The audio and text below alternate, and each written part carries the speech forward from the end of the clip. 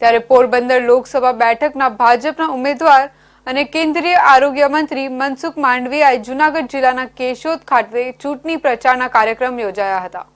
પોરબંદર લોકસભાના બેઠકના ભાજપના ઉમેદવાર અને કેન્દ્રીય આરોગ્ય મંત્રી મનસુખ માંડવિયા દ્વારા જૂનાગઢ જિલ્લાના કેશોદ ખાતે ચૂંટણી પ્રચાર કરવા માટે પહોંચ્યા હતા। મોડી રાત્રે તેમણે કેશોદ શહેરમાં બ્રહ્મ સમાજની વાડી ખાતે પ્રબુદ્ધ નાગરિકો સાથે પણ સંવાદ કર્યો હતો અને સરકારની સિદ્ધિઓની વાત પણ કરી હતી।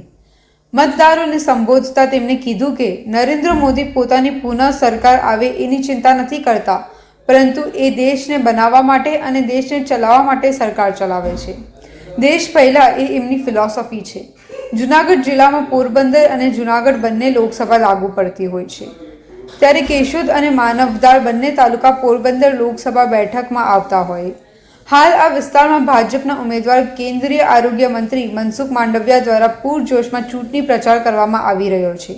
આ લોકસભાની ચૂંટણીમાં ભાજપ દ્વારા દરેક લોકસભા સીટ પર 5 લાખથી વધારે મતોથી ચૂંટણી જીતવાનો લક્ષ્ય રાખ્યો છે અને દરેક ઉમેદવાર પોતાના મત વિસ્તારમાં મતદારોને પોતાના પક્ષમાં મત આપવા માટે રાજ્ય અને કેન્દ્રની વિવિધ યોજના અંતર્ગત થયેલા કામની માહિતી આપી મતદાન કરવાનું અપીલ કરી રહ્યા છે। વધતો જાય છે, પ્રો ઇન્કમબન્સી થતી જાય છે, એન્ટી ઇન્કમબન્સી નહીં। એનું કારણ શું છે? શું કામ આવું થઈ રહ્યું છે? દોસ્તો, મોદીજી દેશને આગળ વધારવા માટેનો પ્રયાસ કર્યો। કોઈ પણ વ્યક્તિ દેશના પ્રધાનમંત્રી થાય તો દેશ માટે જ કામ કરતા હોય, એને દેશને આગળ જ વધારવો હોય, પણ ઈચ્છિત પરિણામો આપણે નહોતા જોતા। ઈચ્છિત પરિણામો નહીં આવવાનું કારણ શું? એ લોકોએ સારું કરવું હોવા છતાં પણ પરિણામ નહોતા આપી શકતા, કારણ કે બધી જ સરકાર અને બધી સરકારના વડાઓ એ પોતાની સરકાર ફરીને આવે એના માટે પ્રયાસ કરતા અને ચિંતા હતી કે અમારે ફરી સરકારમાં આવવું છે। કોંગ્રેસમાંથી અમદાવાદ પૂર્વ તરીકે ઉમેદવાર તરીકે ઊભા કરવામાં આવેલ રોહન ગુપ્તાએ પોતે ચૂંટણી લડવાનો ઇનકાર કરતા મીડિયા સમક્ષ જણાવ્યું કે મારા પિતા આજે આઈસીયુમાં છે અને અનકોન્શિયસ થઈ ગયા હતા। મેં પાર્ટીના આદેશ બાદ જ ચૂંટણી લડવાની તૈયારી દર્શાવી હતી। જો કે તે સમયે મારા પિતા હું ચૂંટણી લડું એ માટે તૈયાર ન હતા। ચૂંટણી લડવાની તૈયારીઓ મેં મારા લેવલે ચોક્કસથી શરૂ કરી દીધી હતી, કેમ કે હું એક આદર્શ ચૂંટણી લડવા માંગતો હતો। ટફ સીટ પર લડવાની મારી ઈચ્છા હતી, પરંતુ 4 દિવસથી મારા પિતા હોસ્પિટલે જ હતા તથા એમને અચાનક પક્ષમાંથી રાજીનામું આપી દીધું। મેં તેમને વારંવાર રજૂઆત કરી હતી કે તેઓ મને આ ચૂંટણી લડવા દે, પરંતુ મારા પિતાએ હું ચૂંટણી નહીં લડું તે અંગેનું એશ્યોરન્સ લીધા બાદ જ તેમને દવા લીધી હતી। જ્યારે વ્યક્તિ પોતાના પિતાને બેભાન અવસ્થામાં જોવે ત્યારે તે કોઈ પણ નિર્ણય લેવા માટે મજબૂર બને છે અને તેવું જ મારી સાથે થયું છે, કેમ કે મારા પિતાએ રાજીનામું આપી દીધું હતું તે વાતની મને જાણ ન હતી। તેમણે વધુમાં એ પણ જણાવ્યું કે મને ગદ્દારીના મેસેજ કરનાર જોઈ વિચારીને મેસેજ કરે, કેમ કે મને કોઈએ પણ વફાદારીનું સર્ટિફિકેટ આપવાની જરૂર નથી। જે લોકો બોલે છે એ પોતાના ઇતિહાસ અને પાર્ટી માટે શું કરે છે એ પણ વિચારી લે। મેં આ નિર્ણય મારા પરિવારને બચાવવા માટે લીધેલો છે। પાર્ટી પ્રત્યેની મારી વફાદારી સામે પ્રશ્ન કરનાર લોકો પોતાના અંદર એક વખત ઝાંખી કરીને જોઈ લે તે જરૂરી છે, પછી મારા સામે આંગળી ઉઠાવવાનો વિચાર કરે। હું પક્ષ માટે આજે પણ વફાદાર છું। એમનું એવું કારણ નથી। ઘણીવાર કેવું હોય કે વ્યક્તિના પોતાના એક્સપિરિયન્સ હોય। 2004માં એ પણ ચૂંટણી લડેલા હતા, એ પહેલાં કોર્પોરેશનમાં કંઈક ઇસ્યુ એમના સમય થયેલા હતા, એટલે એમનું 15 વર્ષ પહેલાં બાયપાસ થયેલું હતું। એ લાગણીશીલ વ્યક્તિ, એટલે ઘણીવાર એમને હાર્ટના ઇસ્યુને થાય અમારે બહુ સેન્સિટિવલી એમને કેર કરવા પડતા। એટલે ઘણી વખત એવું થાય, કારણ કે હું આજે એકદમ ટ્રાન્સપરન્ટલી આ વાત કરવા માંગુ છું। ઘણા એવા સાથીઓ બી હતા કે જે નહોતા ઈચ્છતા કે હું ચૂંટણી લડું, એ લોકો પણ એમને જઈને મળતા અને કહેતા કે ના આપણા પુત્ર જોડે આ થશે। મેં એમને કન્વિન્સ 4 દિવસ પહેલા ઓકે પણ હતા, મને કીધું કે ના ચાલ તું કર, હું તારી જોડે છું। જ્યારે એડમિટ હતા ત્યારે મને ખૂબ ખુશી થઈ। પાછા બીજા દિવસે કોઈ મિત્રો મળ્યા હશે અને પાછું કર્યું, એટલે ક્યાંક ને ક્યાંક એ માનસિકતામાં નહોતા કે એમના પુત્ર જોડે કંઈક ખોટું થાય।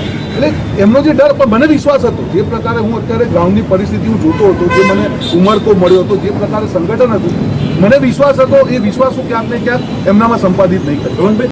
આગામી લોકસભાની ચૂંટણીમાં જૂનાગઢ બેઠક પર ઉમેદવારોને લઈ મુખ્ય પક્ષો વચ્ચે ચાલી રહેલ અવઢવ વચ્ચે ગીર સોમનાથના ધારાસભ્ય વિમલ ચુડાસમા દ્વારા સંખ્યામાં કોળી સમાજના લોકોને ભોજન પ્રસાદ કરાવી શક્તિ પ્રદર્શન કરાયું હતું। આગામી લોકસભાની ચૂંટણીમાં જૂનાગઢ બેઠક પર ઉમેદવારોને લઈ તમામ પક્ષોની અવઢવ વચ્ચે ચોરવાડના ધારાસભ્ય વિમલ ચુડાસમાએ ચોરવાડ નજીક આવેલા ગાત્રાળ માતાજીના મંદિર ખાતે મોટી સંખ્યામાં કોળી સમાજના લોકોને ભોજન પ્રસાદ કરાવી શક્તિ પ્રદર્શન કર્યું હતું. ત્યારે આ કાર્યક્રમમાં પોતે આ બેઠક પર દાવેદાર છે કે કેમ તે અંગે મીડિયા દ્વારા પૂછવામાં આવતા વિમલ ચુડાસમાએ જણાવ્યું હતું કે દાવેદાર કોઈ પણ હોઈ શકે છે અને જે આ બેઠકને લઈ હાલ તમામ પક્ષો અવઢવમાં છે. ત્યારે બંને પક્ષો સર્વે કરતા હોય, બંને પાર્ટી એવું ઈચ્છતી હોય કે પોતાના ઉમેદવાર જીતી શકે, જેથી બંને પાર્ટી આ વખતે જૂનાગઢની સીટ પર શક્તિશાળી ઉમેદવાર મૂકવા માંગે છે, જેથી આ વખતે જૂનાગઢ લોકસભા બેઠક પર કાંટેકી ટક્કર થશે. વધુમાં ભાજપમાંથી પણ આ કોંગ્રેસના ધારાસભ્ય વિમલ ચુડાસમાનું નામ આવતું હોવાની વાતના સવાલને તેમણે જણાવ્યું હતું કે છેલ્લા 6 વર્ષથી ચૂંટણીઓમાં મારું નામ આવતું હોય ત્યારે હું પણ આ વાતને રદ્યો આપતો હોઉં છું. દાવેદારી તો કોઈ કરતા હોય, કોઈ ન કરતા હોય. લોકસભાની ચૂંટણી છે જૂનાગઢની, એ લંબાણી એટલે છે કે બંને પાર્ટી સર્વે કરતા હોય અને સર્વે કર્યા મુજબ લોકોને એ સર્વે કરીને જે સારો ઉમેદવાર હોય બંને પાર્ટી પસંદ કરવાની કોશિશ કરતા હોય અને બંને પાર્ટી ઈચ્છતા હોય કે બંનેનો ઉમેદવાર જીતી શકે. એના માટે થઈને બંને પાર્ટી સર્વે કરે અને બંને કોઈ શક્તિશાળી ઉમેદવારો મૂકવા માગે છે, જેનાથી આ વખતે જૂનાગઢમાં એક કાંટાની ટક્કર થશે અને બંને પાર્ટી જીત માટે ખૂબ તાકાત લગાડવાની છે. એમ ખાસ કરીને કોંગ્રેસ પાર્ટી જે છે મારી, એ પણ એ ઉમેદવાર સારો શોધી રહ્યા છે અને એને કમિટી, એની ટીમ છે એ સર્વે કરી રહી છે અને એ આધાર ઉપર એ સંપૂર્ણ રીતે સારો ઉમેદવાર મૂકશે. આગામી લોકસભા ચૂંટણી દરમિયાન કાયદો અને વ્યવસ્થા સાથે આદર્શ આચાર સંહિતાનું પાલન થાય અને ચૂંટણી નિર્વિઘ્ને સંપન્ન થાય તે માટે અમદાવાદ રેન્જમાં આઈપીજી બ્રિજેશ કુમાર ઝાએ આનંદ સર્કિટ હાઉસ ખાતે જિલ્લાના પોલીસ અધિકારીઓ સાથે બેઠક યોજી માર્ગદર્શન આપ્યું હતું.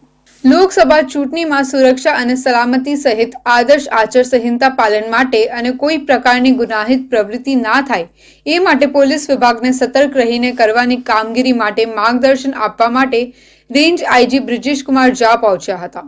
આનંદ સર્કિટ હાઉસ ખાતે અમદાવાદ રેન્જમાં આઈજીપી બ્રિજેશ કુમાર ઝા આવી પહોંચતા આનંદના પોલીસ અધિક્ષક અતુલ કુમાર બંસલ, પેટલાદ ડિવિઝનના ડીવાયએસપી પ્રમોદ દિયોરા, આનંદ ડિવિઝનના DySP K N. Jadeja, LCB PI P B. Jadav સ્વાગત કર્યું હતું. ત્યારબાદ પોલીસ જવાનોએ રેન્જ આઈજીપીને ગાર્ડ ઓફ ઓનર આપ્યું હતું. રેન્જ આઈજીપી બ્રિજેશ કુમાર ઝાએ સર્કિટ હાઉસના કોન્ફરન્સ હોલમાં જિલ્લાના તમામ પોલીસ અધિકારીઓ સાથે આગામી લોકસભાની ચૂંટણીને લઈ સંવાદ કર્યો હતો અને ચૂંટણી દરમિયાન કાયદો અને વ્યવસ્થા જળવાઈ રહે તેમજ આચાર સંહિતા પાલન સાથે નિર્વિઘ્ને ચૂંટણી સંપન્ન થાય તે માટે પોલીસ અધિકારીઓને માર્ગદર્શન સાથે મહત્વની સૂચનાઓ આપી હતી. આગામી લોકસભા 2024ની ચૂંટણીનું બ્યુગલ વાગી ચૂક્યું છે, તો બીજી તરફ રાજકીય પક્ષો પણ હવે ચૂંટણી પ્રચારની શરૂઆત કરી દીધી છે. ત્યારે લોકસભા બારડોલી બેઠકના કોંગ્રેસના ઉમેદવાર સિદ્ધાર્થ ચૌધરીને જાહેર કરાયા છે. ત્યારે કોંગ્રેસના ધારાસભ્ય ડોક્ટર તુષાર ચૌધરીના હસ્તે વ્યારા ખાતે કાર્યાલયનું ઉદ્ઘાટન કરવામાં આવ્યું હતું. લોકસભા ચૂંટણીને હવે ગણતરીના દિવસો બાકી રહ્યા છે, ત્યારે રાજકીય પક્ષના ઉમેદવારો પણ જાહેર થઈ ચૂક્યા છે અને ઉમેદવારો પણ હવે ચૂંટણી પ્રચારમાં જોતરાઈ ગયા છે. ત્યારે બારડોલી લોકસભા બેઠક પર ભાજપ કોંગ્રેસ વચ્ચે સીધો ચૂંટણીનો જંગ ખેલાશે. વ્યારા ખાતે કોંગ્રેસ દ્વારા બારડોલી લોકસભા બેઠકના મધ્યક્ષ કાર્યાલયનું ઉદ્ઘાટન કરી ચૂંટણી પ્રચારના શ્રી ગણેશ કરવામાં આવ્યા હતા. સાથે વ્યારા ખાતે યોજાયેલ કાર્યક્રમમાં ભાજપના 3 હોદ્દેદારો ઘર વાપસી કરી ફરી કોંગ્રેસમાં જોડાયા હતા. તાપી જિલ્લા ભાજપના ઉપપ્રમુખ અને વર્ષ 2017માં ભાજપ તરફથી ધારાસભ્યની ચૂંટણી લડી ચૂકેલા અરવિંદ ચૌધરી, વ્યારા તાલુકા ભાજપ પૂર્વ મહામંત્રી કેવજી ચૌધરી અને ભાજપ તાલુકા સંગઠનના હોદ્દેદાર મનીષ ગામિત કોંગ્રેસમાં જોડાયા હતા. પૂર્વ ધારાસભ્ય પૂનાજી ગામિત અને આનંદ ચૌધરી, સુરત જિલ્લા કોંગ્રેસ સમિતિના પ્રમુખ મનહર પટેલ પણ કાર્યક્રમમાં ઉપસ્થિત રહ્યા હતા. આજરોજ 23 બારડોલી લોકસભાના કોંગ્રેસ પક્ષ દ્વારા ઘોષિત લોકલાડેલા ઉમેદવાર શ્રી સિદ્ધાર્થભાઈ અમરસિંહભાઈ ચૌધરીના જનસંપર્ક કાર્યાલયનું કે મધ્યસ્થ કાર્યાલયનું ઉદ્ઘાટનનું આજે કાર્યક્રમ રાખવામાં આવ્યો હતો. જનમેદની આજે ઉમટી પડી હતી અને આ મધ્યસ્થ કાર્યાલયનો આરંભથી અમે આજથી જ પ્રચારનો પણ શુભારંભ આજે કરી રહ્યા છે અને દરેક તાલુકે સુધી કોંગ્રેસના ઉમેદવારનું માહિતી પહોંચે એ પ્રકારનું આયોજન અમે આજથી શરૂ કરી દીધું. ખાસ કરીને આદિવાસી વિસ્તારમાં જેમ અત્યારે મીટિંગમાં વાત કરી અને રેકોર્ડ ઉપર છે, સૌથી વધારે ખરાબ પરિસ્થિતિ શિક્ષણની છે. તો ખાસ કરીને શિક્ષણનો મુદ્દો છે. સાથે સાથે જેટલા પણ યુવાનો થોડું ઘણું પણ જે રીતે ભણીને નીકળે છે તો એમના માટે બેરોજગારીનો મોટો પ્રશ્ન છે. ભરતી મેળો જે રીતે પાર્ટીમાં થાય છે પરંતુ નોકરીઓમાં ભરતી થતી નથી, એટલે ખૂબ જ ગંભીર સમસ્યા છે બેરોજગારી, જેને લઈને અમે આ પ્રજાની વચ્ચે જઈશું. એક સમયે કોંગ્રેસનો ગઢ ગણાતી બારડોલી લોકસભા બેઠક પર ગત 2 વખતથી પ્રભુ વસાવાએ પોતાનું વર્ચસ્વ જમાવ્યું છે અને કોંગ્રેસને હરાવીને જીત મેળવી રહ્યા છે. ત્યારે ભાજપે આ વખતે ત્રીજી વાર પણ પ્રભુ વસાવાને આ લોકસભા બેઠક માટે ઉમેદવાર બનાવ્યા છે. તો બીજી બાજુ કોંગ્રેસ દ્વારા સિદ્ધાર્થ ચૌધરીને ઉમેદવાર તરીકે પસંદ કરાયા છે. હવે જોવાનું રહ્યું છે કે આ વખતની લોકસભા ચૂંટણી કેટલી રસપ્રદ થાય છે. જાણીતી ગાયક ઈશાની દવે દ્વારા ઐતિહાસિક સ્થળ ઝારાનું મજાક બનાવતા વિવાદ સર્જાયો છે. એમનો વિડીયો સોશિયલ મીડિયા પર ટ્રોલ થયો હતો. જે ભૂમિ પર હજારોના લોહી રેડાયા તે ઝારાની યુદ્ધ ભૂમિને કપડાના બ્રાન્ડ સાથે સરખાવાઈ કરતા અને શહીદોનું અપમાન કરતા બદલ નખત્રાણા પોલીસ મથકે લેખિત અરજી પણ કરાઈ છે. જાણીતી ગાયક ઈશાની દવે તાજેતરમાં ઓનલાઈન ટ્રોલ થઈ હતી. સિંધના 40,000 અને કચ્છના 30,000 સૈનિકો ખપી ગયા એવા ઐતિહાસિક ઝારાના યુદ્ધને યાદ કરીને કચ્છના લોકોનું શીશ આજે પણ શહીદોના માનમાં નમી જાય છે. પણ આવા સ્થળો પર ઇતિહાસથી અજાણ કેટલાક સેલિબ્રિટી માત્ર સસ્તી લોકપ્રિયતા માટે રીલ્સ બનાવે છે, ત્યારે વિરોધ ઉઠતો હોય છે. હાલમાં જાણીતી ગાયક ઈશાની દવેએ પોતાની કચ્છ મુલાકાત દરમિયાન ઝારા ગામની સરખામણી આજ નામની એક કપડાની બ્રાન્ડ સાથે કરતા સોશિયલ મીડિયા પર લોકોએ ટ્રોલ કરવાની સાથે રોષ વ્યક્ત કર્યો હતો. એટલું જ નહીં, આ અંગે ઈશાની સામે નખત્રાણા પોલીસ મથકે અરજી પણ કરાઈ છે. વિડીયોમાં ઈશાની ઝારા ગામના બોર્ડ પાસે ઊભીને આ ગામને હસી મજાકમાં કપડાની બ્રાન્ડના મૂળિયા અહીંયા નખાયેલા છે તેવું બોલવા સાથે કહી રહી છે. આ વિડીયો અપલોડ બાદ અનેક લોકોએ કોમેન્ટ કરી વિરોધ પણ વ્યક્ત કર્યો હતો. તો બીજી બાજુ જગદીશ પરસોત્તમ દવેએ નખત્રાણા પોલીસ મથકે લેખિત અરજી કરી ઈશાની દવે સામે કાયદેસરની કાર્યવાહી કરવા માંગ કરી હતી. અરજીમાં જણાવ્યું હતું કે ઈશાની દવે દ્વારા અપલોડ કરાયેલા વિડીયોમાં ઝારાના વીર યોદ્ધાને અપમાનિત કરતી ભાષાનો ઉપયોગ કરાયો છે, તેમજ કચ્છના હસ્તકળા કારીગરો માટે પણ અભદ્ર ભાષાનો ઉપયોગ કરાયો છે. હું ઘણા ટાઈમથી વિચારતી હતી કે ઝારાના કપડાં હું આટલા બધા લઉં છું તો ક્યાંના હશે મૂળ એ લોકો. આજે ખબર પડી ગઈ કે કચ્છના છે એ લોકો. કચ્છમાં એક નાનકડા ગામમાંથી મોટી થયેલી એક બાઉ. મતદાન થવા જઈ રહ્યું છે. ચૂંટણી સંદર્ભે દાના કલેક્ટર ખાતે ચૂંટણીની તૈયારીના ભાગરૂપે બેઠક અને પત્રકાર પરિષદ યોજાઈ હતી, જેમાં દાનાના કલેક્ટર પ્રિયંક કિશોરે ચૂંટણીની અંગેની વિવિધ માહિતી આપી હતી. ઉમેદવાર દ્વારા 19 એપ્રિલ સુધી નામાંકન ભરી શકાશે. 22 એપ્રિલના રોજ નામાંકન પાછું ખેંચવાની છેલ્લી તારીખ રહેશે. દાનામાં કુલ 2,80,254 નોંધાયેલા મતદારો છે, જેમાં 1,33,621 પુરુષ મતદાર, 1,46,633 મહિલા મતદાર છે. 12,000 જેટલા મતદારો પ્રથમ વખત મતદાન કરશે. દાનામાં કુલ 306 જેટલા મતદાન મથકો પર ચૂંટણી યોજાશે. ચૂંટણી આયોગના આદેશ પ્રમાણે મતદાન માટે દિવ્યાંગો, વરિષ્ઠ નાગરિક અને 85 વર્ષ કરતાં વધુ ઉંમરની વ્યક્તિ માટે વ્યવસ્થા કરવામાં આવશે. ચૂંટણીને ધ્યાનમાં લઈને પ્રદેશમાં 4 ફ્લાઇંગ સ્ક્વોડ બનાવવામાં આવી છે તથા ફેક ન્યૂઝ અને સોશિयल मीडिया पर પણ નજર રાખવામાં આવી છે. 24 के पार्लियामेंट्री इलेक्शन का शेड्यूल जारी कर दिया है. दादरा नगर हवेली पार्लियामेंट्री कॉन्स्टिट्यूंसी में नॉमिनेशंस की आखिरी तारीख 19 अप्रैल है और आखिरी तारीख विड्रॉल की 22 अप्रैल है. पोल डे यहाँ पे 7 मई को निर्धारित किया गया है और 4 जून को काउंटिंग यहाँ पे होगा.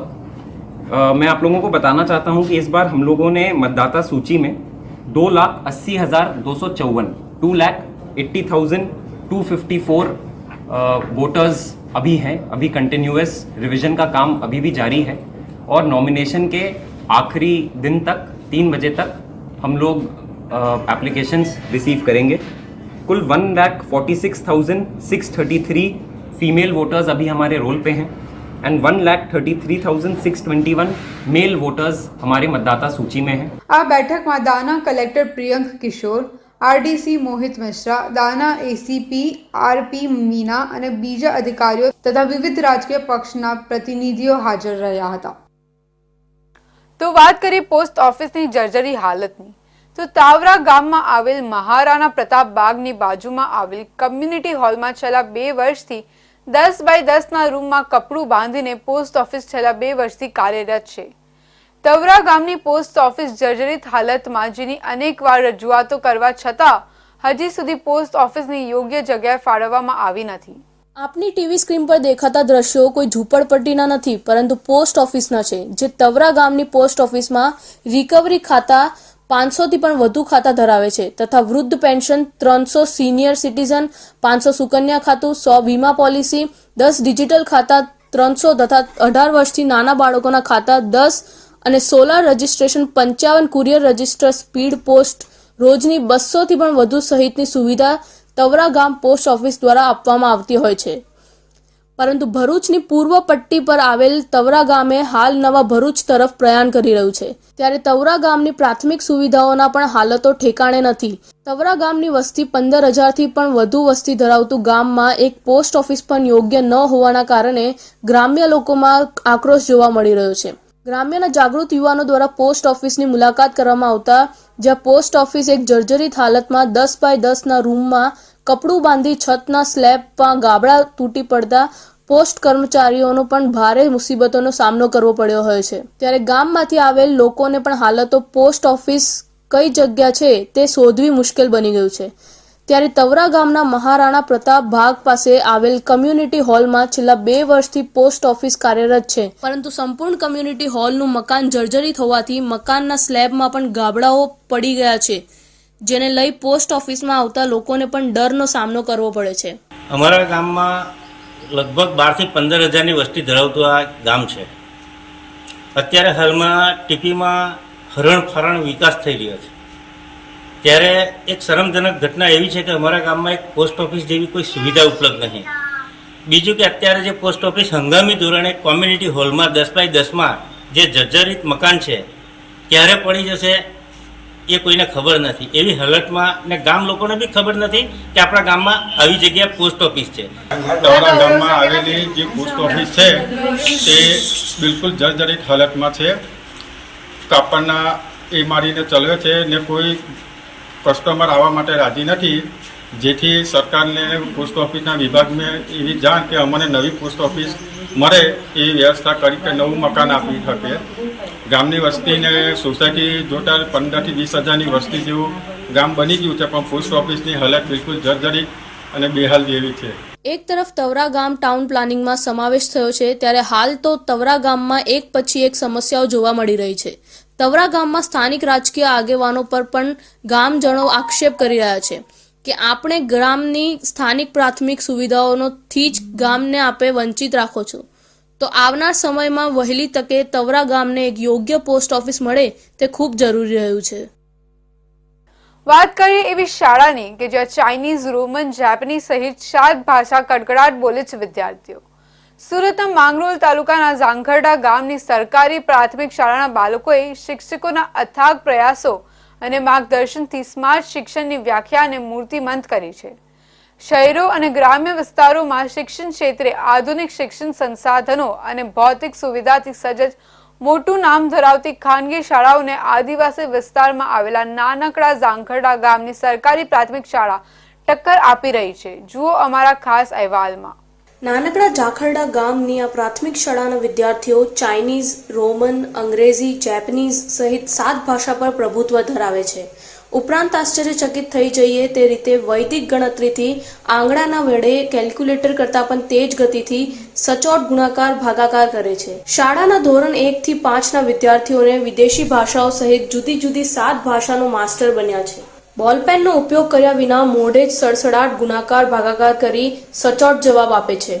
બાળકો માટે computer lab, smart classroom, projector, outdoor રમતો રમવા માટેનું ગ્રાઉન્ડ, ગાર્ડન, પ્રાર્થના ખંડ, ભોજન ખંડ, પીવાના શુદ્ધ પાણી માટે મિનરલ પ્લાન્ટની વ્યવસ્થા ઉપલબ્ધ છે. બાળકોમાં શિક્ષણ ભૂખ ઉગાડનાર આ પ્રાથમિક શાળાના આચાર્ય મોહમ્મદ સઈદ ઇસ્માઇલ મૂળ પલસાણા તાલુકાના બલેશ્વર ગામના વતની છે. હાલ ફરજના ભાગરૂપે ઝાખરડા ગામે સ્થાયી થયા છે. ગામમાં આવ્યા બાદ ગામના લોકોને શિક્ષણ પ્રત્યે જાગૃત કર્યા અને તમામ બાળકોને શાળા સુધી પહોંચતા કરવાનું પહેલું કામ કર્યું છે. બાળકોમાં સંસ્કારોનું સિંચન અને ભાર વગરનું ભણતર જોઈને ગ્રામજનોમાં પણ ઉત્સાહનો માહોલ જોવા મળી રહ્યો છે. અમારા ગામની વસ્તી 600 ની વસ્તી છે, એક જ ફળિયાનું ગામ છે અને આ 1 થી 5 ધોરણની શાળા છે, જેની અંદર 85 બાળકો અભ્યાસ કરે છે. તો શિક્ષકો છીએ અમે. અમે આ બચ્ચાઓને રમતા રમતા શીખવીએ છીએ, કેમ કે ઘરે કોઈ ભણવાવાળું હોય નહીં, એટલે અહીંયા જ શીખવીને મોકલી દઈએ છીએ.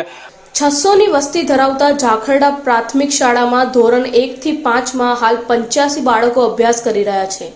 લગભગ સમગ્ર ગુજરાતમાં એક માત્ર ઝાખરડાની સરકારી શાળામાં બાળકોને 7 ભાષા શીખવવામાં આવે છે.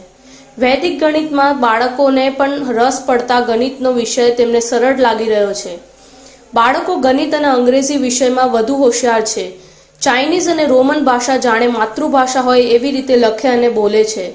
બાળકો શાળામાં આવે તે પહેલા શ્રેણીબદ્ધ રીતે એક હરોળમાં મંદિરે જઈ કપાળ પર તિલક કરે છે.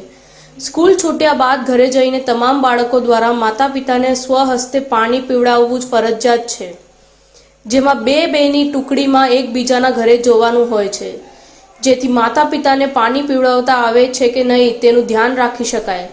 સાથે જ માતા પિતાને રોજ પગે લાગી આશીર્વાદ લઈ શાળાએ આવવું. જમવા પહેલા હિન્દુ બાળકોએ ભગવદ્ ગીતા વાંચવી અને ઘરના લોકોને વાંચી સંભળાવવા, તેમજ મુસ્લિમ બાળકોએ બપોરે નમાઝ પઢી જમવા બેસવું જેવા અનેક નિયમોનું શાળા દ્વારા બાળકોને પાલન કરાવવામાં આવે છે. એટલે આ શિક્ષણ પ્રત્યે અમને થોડો ઉત્સાહ પેદા થયો. એમ કરતા દિવસે દિવસે અમને થોડી આજુબાજુ અમારી સફળતા અમને દેખાવા લાગી. એટલે ખરેખર અમારી સ્કૂલ છે ને બીજા કરતા થોડી અમને અલગ જેવી દેખાવા લાગી. શાળાના શિક્ષકોને જ્યારે ઇન્ડિયા ન્યૂઝની ટીમ દ્વારા પૂછવામાં આવ્યું કે બાળકો આટલી ભાષા અને સડસડાટ જવાબ વિશે, તો શિક્ષકોએ જણાવ્યું, શરૂઆતમાં બાળકોને ખૂબ અઘરી લાગતી આ વિદેશી ભાષાઓ શીખવામાં સરળતા થાય એ માટે ચાઇનીઝ અને રોમન ભાષામાં ABCD અને કક્કા તથા રોમન અંકો તૈયાર કરી તેના ભીંત ચિત્રો બનાવી દિવાલો પર લગાવ્યા હતા, જેથી ફ્રી ટાઈમમાં બાળકો આ ચિત્રો જોઈને ભાષાના નિયમો કઠસ્થ કરે. મારું નામ લાયન છે. કેમ કે અમે સ્કૂલમાં આવતા પછી અમારું ઘરનું નામ ઘરે મૂકી આવે ને સ્કૂલમાં નામ બદલાઈ જાય. અમારા સર આ નામ રાખીને અમને નામ सिखाते છે. ઝાખરડા प्राथमिक शाला में जो 1 से 5 कक्षा तक की पढ़ाई हो रही है बच्चों की, और सभी बच्चे इतने निपुण हैं कि 7 लैंग्वेज में 7 भाषाओं में वो बातचीत कर सकते हैं बच्चे. રાજ્ય સરકારે ગુજરાતની શાળાઓમાં ધોરણ 6 થી 12 માં અભ્યાસ કરતા વિદ્યાર્થીઓને શ્રીમદ ભાગવત ગીતાનું જ્ઞાન આપવા અંગે સત્તાવાર જાહેરાત કરી છે. પરંતુ ઝાખરડાની સરકારી પ્રાથમિક શાળામાં છેલ્લા 12 વર્ષથી મુસ્લિમ શિક્ષક દ્વારા હિન્દુ બાળકોને શ્રીમદ ભાગવત ગીતાના પાઠ શીખવીને પારિવારિક મૂલ્યોના બીજ પણ વાવી રહ્યા છે. મુસ્લિમ શિક્ષક અને આચાર્ય એવા શાહ મોહમ્મદ સઈદે માને છે કે આપણા પ્રાચીન ગ્રંથોમાં જીવન જીવવાની જડીબુટી છે. તેઓ કહે છે, હું આ શાળામાં ફરજ બજાવી રહ્યો છું. અભ્યાસ સાથે સંસ્કારી અને વ્યવહારુ બનવું પણ આવશ્યક હોવાથી દરેક બાળકને શ્રીમદ ભાગવત ગીતા આપવામાં આવી છે, જે બાળકો રાત્રે જમતા પહેલા એક પાનું વાંચી પોતાના પરિવારના સભ્યોને પણ સંભળાવે છે. ઉપરાંત રવિવારના દિવસે પણ જ્યારે બાળકો શાળાએ આવે છે ત્યારે અમે ગામના એક ઘરે જઈને ભગવદ્ ગીતાના 2 પાના વાંચીએ છીએ અને પ્રાર્થના કરીએ છીએ. બાળકો આપણા પ્રાચીન વારસાને સાચવી રાખે, ધર્મ ગ્રંથોમાં પડેલા અનમોલ વિચારોને આત્મસાત કરી સભ્ય સમાજનો સભ્ય અને સુશીલ નાગરિક બને એ અમારો ધ્યેય છે. તો આ હતા આજના મહત્વપૂર્ણ સમાચાર. ફરી મળીશું નવા સમાચાર સાથે. ત્યાં સુધી જોતા રહો ઇન્ડિયા ન્યૂઝ ગુજરાત.